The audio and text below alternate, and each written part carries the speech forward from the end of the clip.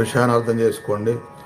ప్రతిరోజు రాత్రులందు దైవ అనుగ్రహ సాధనలో ముందుగా ఆ రోజుకు సంబంధించిన ప్రాధాన్యత గల దైవ ప్రార్థనలు స్తోత్రాలు ఉంటాయి. ముందుగా రెండో ఘట్టంగా ఇప్పుడైతే లలితా సహస్రనామ ఆ నామ స్మరణతో పాటు ఆ నామాల అర్థము, దాని నుంచి మనం తెలుసుకోవాల్సిన ఆధ్యాత్మిక విషయాలు ఇవన్నీ ఉంటాయి.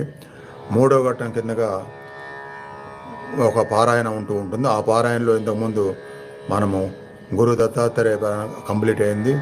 ఇప్పుడు సాయిబాబా పారాయణలో 30 అధ్యాయాలు కంప్లీట్ అయింది. అలా మూడో ఘట్టం, ఇలా 3 ఉంటాయి.